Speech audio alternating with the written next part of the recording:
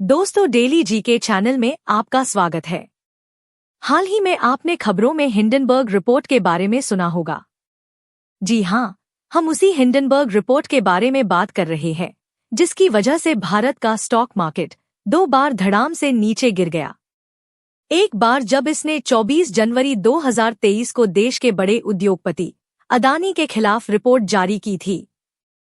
इस रिपोर्ट में कहा गया था कि गौतम अदानी ने साल 2020 से अपनी 7 कंपनियों के शेयर्स में हेर फेर के जरिए $100 अरब कमाए हैं।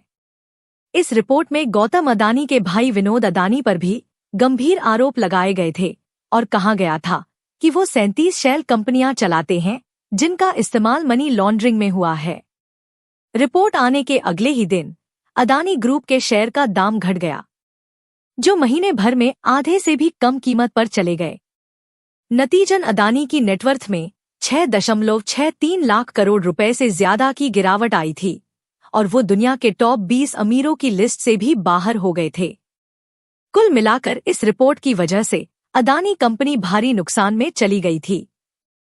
दूसरी बार 10 अगस्त 2024 को भी इस हिंडनबर्ग ने एक और रिपोर्ट निकाली है, जिसमें उसने सेबी की चीफ माधवी बुच और उनके पति धवल बुच पर आरोप लगाया है कि इन लोगों ने मॉरिशस और बरमूडा में अस्पष्ट विदेशी अकाउंट्स में बेनामी निवेश किया था।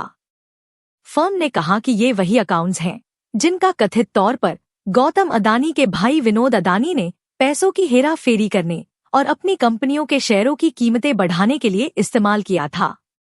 यह रिपोर्ट्स कितनी सटीक है, अभी इस पर कोई फैसला नहीं है।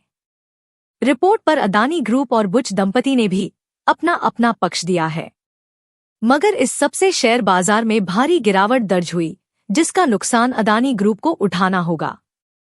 यह सारी खबरें सुनने के बाद कई लोगों के मन में सवाल उठ रहा होगा कि आखिर ये हिंडनबर्ग रिसर्च क्या है, जिसकी एक रिपोर्ट दुनिया के बड़े बड़े बिजनेस एम्पायर्स को हिलाकर रख देती है। चलिए जानते हैं। हिंडनबर्ग रिसर्च एक अमेरिकी फॉरेंसिक फाइनेंस रिसर्च कंपनी है, जिसे साल 2017 में नाथन एंडरसन नाम के एक व्यक्ति ने शुरू किया था। लेकिन ये कोई आम रिसर्च कंपनी नहीं है। दरअसल ये कंपनी उन कंपनियों की जांच करती है जो संदिग्ध गतिविधियों में शामिल होती हैं, जैसे कि फर्जी आंकड़े, धोखाधड़ी या बिजनेस मॉडल में कोई बड़ी खामी पैदा करने में। यानी ये कंपनी ऐसी बातें सामने लाती है जो शायद ही किसी और को कभी पता लग सके। दूसरे शब्दों में कहे तो यह बड़ी बड़ी कंपनियों की धोखाधड़ी को सरेआम उजागर करके रख देती है। जब भी हिंडनबर्ग रिसर्च किसी कंपनी के खिलाफ रिपोर्ट जारी करता है तो उस कंपनी के शेयर मार्केट में हड़कंप मच जाता है। कई बार तो कंपनियों के शेयर बुरी तरह गिर जाते हैं। उदाहरण के तौर पर, अगर किसी कंपनी पर हिंडनबर्ग ने धोखाधड़ी का आरोप लगाया तो निवेशक उस कंपनी में पैसा लगाने से कतराने लगते हैं। इससे कंपनी की मार्केट वैल्यू और साख यानी क्रेडिबिलिटी दोनों गिर जाती है। अब इस कंपनी के नाम के पीछे की कहानी को जान लेते हैं। कंपनी ने यह नाम हिंडनबर्ग वर्ल्ड वॉर 2 के दौरान हुए एक बड़े हादसे से प्रेरित होकर रखा है। उस वक्त जर्मनी ने बड़े गौरव के साथ दुनिया का सबसे बड़ा एयरशिप बनाया था, जिसका नाम रखा हिंडनबर्ग। इस एयरशिप में हाइड्रोजन गैस के गुब्बारे लगे थे। जब 1937 में यह एयरशिप न्यू जर्सी अमेरिका के ऊपर उड़ रहा था, उस समय यह हवा में ही क्रैश हो गया और आग का गोला बन गया, जिसमें 36 लोगों की जान गई। बाद में माना गया कि इस दुर्घटना को टाला जा सकता था, क्योंकि हाइड्रोजन गैस का इस्तेमाल इससे पहले भी जानलेवा साबित हुआ था।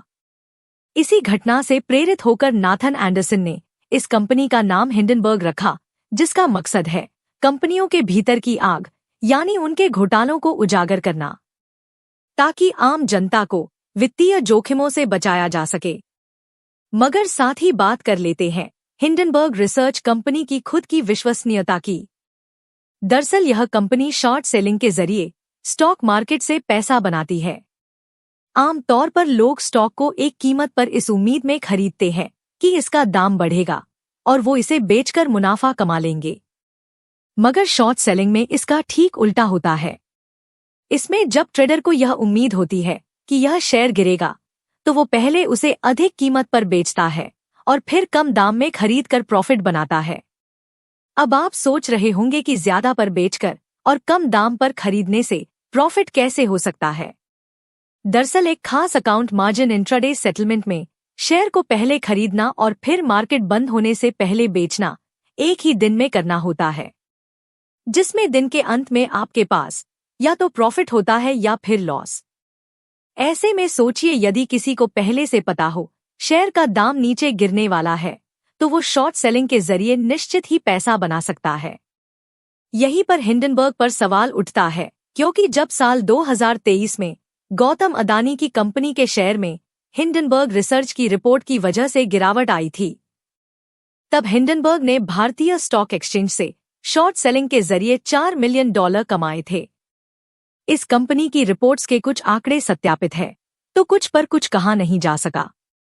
इसलिए माना जाता है कि हिंडनबर्ग की रिपोर्ट्स किसी कंपनी के शेयर्स को नीचे लाने में बड़ी भूमिका निभाती है, जिसका फायदा हिंडनबर्ग खुद उठाता है। हिंडनबर्ग की रिपोर्ट से साफ होता है कि अगर कोई कंपनी गलत कर रही है तो वो इसे दुनिया से छुपा नहीं सकती। मगर साथ ही क्या हिंडनबर्ग खुद 100% विश्वास के लायक है? दोस्तों, आपको क्या लगता है? जवाब नीचे कमेंट्स में जरूर बताएं। उम्मीद है आपको यह जानकारी पसंद आई होगी। अगर हाँ, तो वीडियो को लाइक और शेयर जरूर करें। हमारे चैनल को सब्सक्राइब करना न भूलें, ताकि आपको ऐसी ही जानकारियां आगे भी मिलती रहे। अब जल्द मिलते हैं एक और इंटरेस्टिंग और इन्फॉर्मेटिव वीडियो में। तब तक के लिए जय हिंद, जय भारत।